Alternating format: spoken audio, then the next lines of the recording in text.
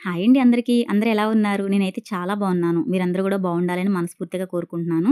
ఎన్ని సార్లు చేపల పులుసు పెట్టినా సేమ్ బెండకాయ పులుసులాగే వస్తుంది అని మీలో ఎంతమంది అనుకుంటున్నారు? నేనైతే చాలా సార్లు ఫేస్ చేశానండి ఈ ప్రాబ్లమ్‌ని. చేపల పులుసు ఎప్పుడు పెట్టినా గూడా సేమ్ బెండకాయ పులుసులాగానే అనిపిచ్చేది. అందుకనే మా అత్తయ్య దగ్గర చూసి నేర్చుకున్నానండి.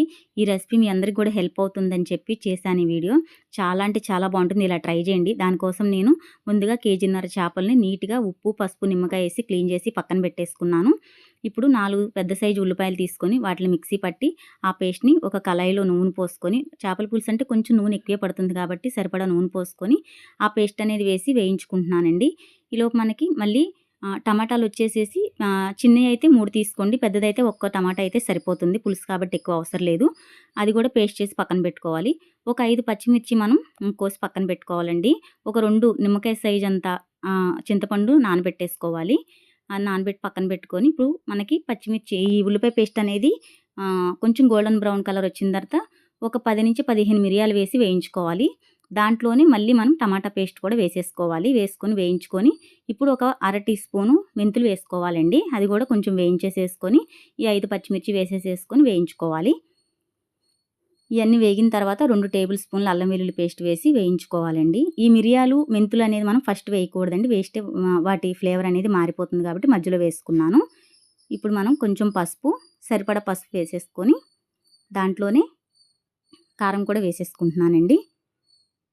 ఇది ఎవరి రుచికి సరిపడా వాళ్ళు వేసుకోవచ్చండి. నాకైతే 3 టేబుల్ స్పూన్లు సరిపోయింది. అంటే చేపల పులుసు కాబట్టి కొంచెం ఎక్కువ వేసుకునేవాళ్ళు ఎక్కువ వేసుకోవచ్చు. నాకైతే 3 టేబుల్ స్పూన్లు సరిపోతుంది. అది కూడా వేసేసేసుకొని పచ్చివాసన పోయేదాకా వేయించుకున్నాను. ఇక్కడ నూనె కనిపించట్లేదని అనుకోమాకండి. మనం అన్ని పేస్ట్‌లే వాడాం కాబట్టి ఆ నూనె అనేది మనకి కనిపించట్లేదు. తర్వాత కొంచెం మగ్గిన తర్వాత నూనె తేలుతుంది. ఇప్పుడు మనం చేపల పులుసు అంటేనే ఉల్లికాళ్ళతో చాలా టేస్ట్ వస్తుందండి. మన ఉల్లికాయలు కూడా సన్నగా కోసి అవి కూడా వేసేసుకుంటున్నాను. ఇప్పుడు మనం ఒకసారి మళ్ళీ కలిపేసుకుందాము. ఇప్పుడు మనం ఫిష్ మసాలా కూడా వేసేసుకుంటున్నానండి. ఇది మనకి స్టోర్‌లో దొరుకుతుంది. ఇది కూడా వేసి ఒకసారి కలిపేసుకోవాలి. కలుపుకొని ఇప్పుడు మనం చేప ముక్కలు అనేది పెట్టేసుకుంటున్నాను. చేపల పులుసు కోసం మనం కొంచెం వెడల్పాటి కళాయి తీసుకుంటే బెటర్ అండి. ఎందుకంటే చేప ముక్క అనేది మనం కలపం కాబట్టి బాగా ఉడుకుతుంది. ఇప్పుడు మనం ఇవన్నీ కూడా చక్కగా మొత్తం స్ప్రెడ్ చేసేసేసుకొని దీనిపైన ఒక మూత పెట్టేసుకోవాలండి. 5-10 మినిట్స్ పాటు ఆ మూత పెట్టేసేసుకొని వదిలేయాలి. చూడండి మనకి సిమ్‌లో పెట్టుకుంటే అలా మనకి నూనె తేలుతుంది. అలాగే చేపలకి ఆ బబుల్స్ బబుల్స్ లాగా వచ్చినాయి చూసారా? చాలా బాగుంటుందండి చేప అలా ఉడికితే. ఇప్పుడు మనం చింతపండు రసం అనేది పోసేసుకుంటున్నాము. ఇందాక చూపించాను కదండీ! ఆ చింతపండు మనం గుజ్జు పోసేసుకుంటున్నాము. ఒక్కసారి మనం పట్టుకొని ఇలా తిప్పాలి. మనం ఎటువంటి గరిటెలు అలాంటివి ఉపయోగించం కాబట్టి అలా తిప్పుకొని మూత పెట్టేసుకోవాలి. నేను ఉప్పు వేయలేదు కదండీ ఎక్కడా కూడా. ఇప్పుడు కల్లుప్పు వేసుకుంటున్నాను. పులుసుకు సరిపడా ఇప్పుడే వేసేసుకుంటున్నాను. ముందు ఎక్కడా కూడా నేను వేయలేదు.